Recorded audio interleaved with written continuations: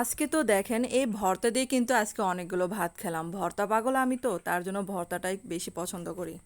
আর আজকে দেখেন এই ভর্তার জন্য কি কি উপকরণ নিয়েছি। ফুলকপি নিয়েছি, তারপরে ছোট চিংড়ি, তারপর পেঁয়াজ, রসুন, শুকনো মরিচ এবং কাঁচামরিচ নিয়েছি।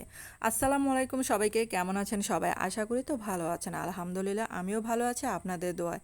তো আজকে যে ভর্তাটা মাখিয়েছি সেটা প্লেট মুছে অনেকগুলো ভাত খেলাম, আর এত পছন্দ আর এতটা মজার হয়েছিল এই ভর্তাটা। তো চলুন দেখি। আর এখানে দেখেন প্রথমে প্যানে আমি নিয়েছি সাদা তেল, আপনারা চাইলে এখানে সরিষার তেলও দিতে পারেন। তারপর এই যে ফুলকপিগুলো আগে থেকে অল্প পরিমাণে সিদ্ধ করে নিয়েছিলাম, কারণ ফুলকপি যেহেতু এখন সিজন নাই, তাই সিদ্ধ হতে সময় লাগে, তার জন্য আগে থেকে একটু সিদ্ধ করে নিয়েছি। আর এখন এই যে পেঁয়াজ কুচি, রসুন কুচি, তারপর কাঁচামরিচ, সামান্য পরিমাণ হলুদ দিয়েছি, আর এটা দিয়ে একসাথে ভেজে নিচ্ছি। আর হলুদটা দিয়েছি যাতে কালারটা সুন্দর আসে তার জন্য। আর আমার চ্যানেলে যদি আপনারা নতুন হয়ে থাকেন, চ্যানেলটাকে সাবস্ক্রাইব করে পাশে থাকার অনুরোধ রইল। সাথে যে একটা বেল আইকনটা আছে সেটা ক্লিক করে রেখে দেবেন, তাহলে আমার প্রতিদিনের ভিডিও নোটিফিকেশন চলে যাবে আপনাদের কাছে। আর চুলার আঁচটা আমি কিন্তু মিডিয়াম আঁচে রেখে এগুলো একটু ভেজে নিচ্ছি, কারণ ফুলকপিটা কিন্তু আমি অর্ধেকটা সিদ্ধ করেছিলাম আর বাকিটা এই যে ভেজে সিদ্ধ করে নিচ্ছি। তো এগুলা কিন্তু ভাজা শেষ, তো আমি চুলা থেকে নামিয়ে ফেলছি। এখন প্যানের মধ্যে আমি আর একটু তেল দিয়েছিলাম, আর চিংড়িতে আমি একটু হলুদ মাখিয়ে ভেজে নিচ্ছি।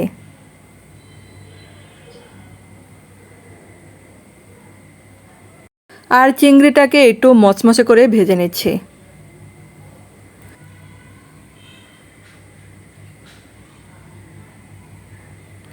চিংড়িটাকে একটু লাল লাল করে ভেজে নিতে হবে। তারপর এখানে যে শুকনা মরিচ ভেজে নিচ্ছে, আর আপনারা এখানে ঝালটা কেমন খাবেন সেটা বুঝে দিতে পারেন। আর এখানে যে আমার আরেকটু তেল লাগবে শুকনা মরিচটা ভাজার জন্য।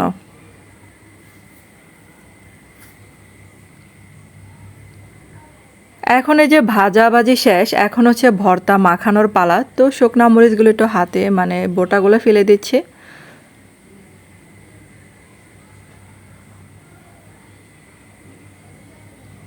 আর এই ভর্তাটা এমনই, যদি মুখে কোনো রুচি না থাকে তাহলে দেখবেন এই ভর্তাটা খেতে অনেকগুলো ভাত খেতে পারবেন, এরকম আর কি, এতটা মজার হয়।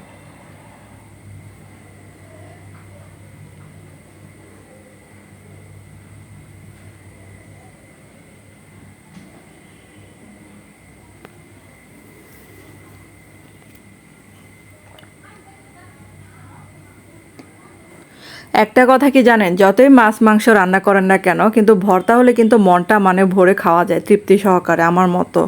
তো দেখেন এখানে দেখেন সবগুলোই হাত দিয়ে একটু মাখিয়ে নিচ্ছে। আর এই যে ফুলকপি, তারপরে চিংড়ি একটু হাত দিয়ে ভেঙে ভেঙে দিতে হবে। আর যখনই দেখা যায় যে বাসায় কোনো ফুলকপি থাকে বা চিংড়ি থাকে, তখনই আমি এই ভর্তাটা চটজলদি করে ফেলি। আর বাসায় তো সবাই অনেক পছন্দ করে, আর আমার বিশেষ করে বেশি পছন্দ এই ভর্তাটা। আর হাত দিয়ে দেখেন আমি সবগুলো এই যে ভেঙে দিচ্ছি। আর এখন এই যে দেখেন আমি কিছুটা ধনেপাতা কুচি দিলাম। তো ধনেপাতা কুচি ভর্তাতে হলে তো আর কোনো কথাই নেই, এতটা স্বাদ বেড়ে যায় দ্বিগুণ। তাই ধনেপাতা কুচি যখনই থাকে ভর্তার মধ্যে দেওয়ার চেষ্টা করি।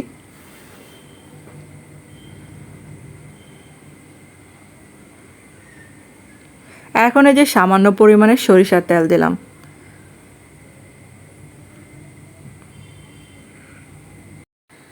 আর একটা কথা, যে ভর্তা মাখানোর মধ্যে কিন্তু স্বাদটা বেশি বাড়ে, তাই যত যত্ন সহকারে ভর্তাটা মাখানো যায় ততই মজা হয় আর কি খাবারটা আমার কাছে মনে হয়। কারণ আমার কাছে মনে হয় যে ভর্তাটা যত সুন্দর করে মাখানো যায় খেতে ভীষণ আমার কাছে বেশি ভালো লাগে। আর এই যে দেখেন ভর্তাটা মাখানো রেডি। তো এটা যে কতটা লোভনীয়, এটা যাকে দিবেন সেই আপনার বারবার খেতে চাইবে, এতটা মজার এই ভর্তাটা। আর এই ভর্তাটা যদি কাউকে খাওয়ান তাহলে বারবার আবদার আসবে এই ভর্তাটা খাওয়ার জন্য।